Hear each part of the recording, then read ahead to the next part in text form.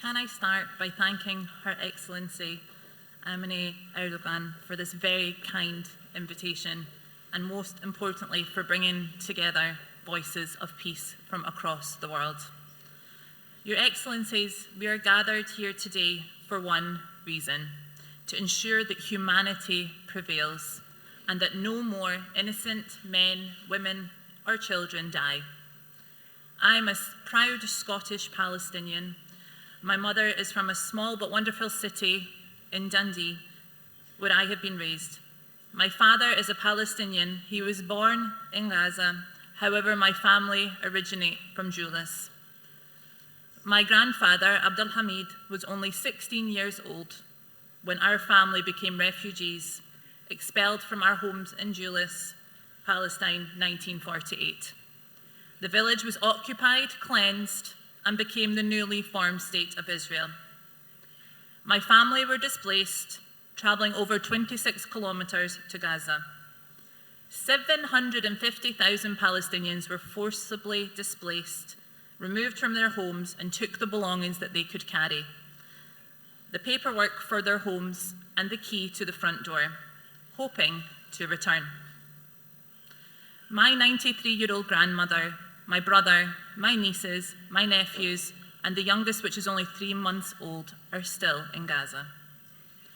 My family in Gaza, alongside 2.2 million people, had been living under blockade for 17 years. Their food, water, electricity, fuel, all controlled and limited by foreign powers, making their lives unbearable. My brother once told me that living under siege is merely existing, not living.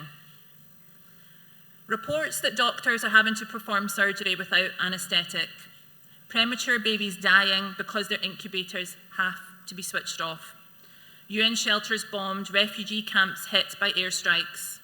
My brother Mohammed is a doctor in Gaza. He says every day brings more death and destruction.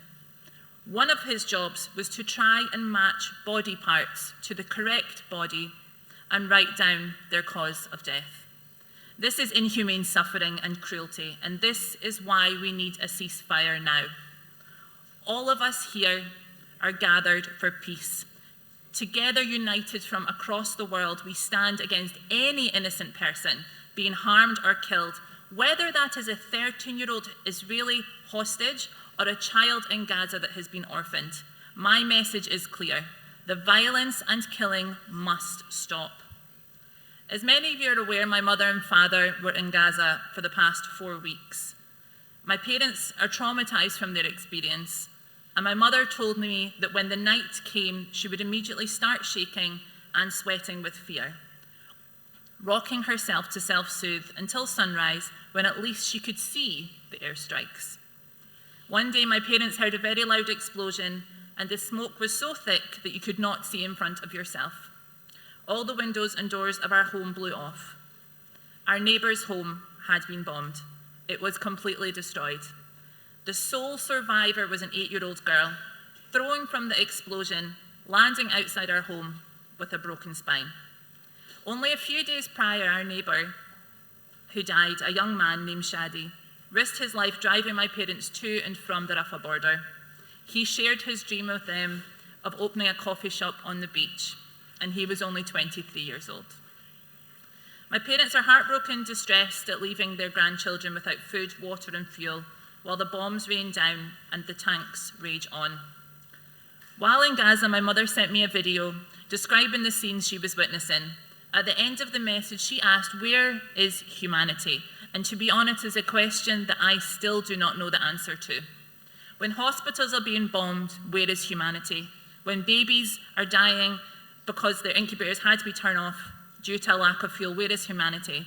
When my father's elderly uncle is trapped in his home in the north, surrounded by tanks and airstrikes, where is the humanity? This is why the voice of the people in demanding peace is needed and must grow stronger. While powerful men debate language of diplomacy, children are dying. We need action, not just words, and we need a ceasefire. Your Excellency, I applaud you in bringing together women for the cause of peace. As we all know, when the world needs something done, they should call on women. It was a great woman, the late American author Maya Angelou, who said, "Hate has caused a lot of problems in the world, but has yet to solve one." She was right. This is why there must be efforts to restore meaningful dialogue towards a two-state solution. Your Excellencies, I'm a proud Scot, but I'm a proud Palestinian, and I reject the dehumanized image of us that has been projected around the world. We're a proud people. We are loud and passionate. We love to learn, and we are warm, and we have dreams, and we have goals. So I ask, let us survive. Let us live in peace. And I beg and I plead, give the children of Gaza a chance. Let my niece Layla, my nephews Amjad and Majid, and baby Amir survive. And this can only happen when the world leaders use diplomacy instead of weaponizing and strive for peace over war. This can stop if those in power want it to. Thank you so much.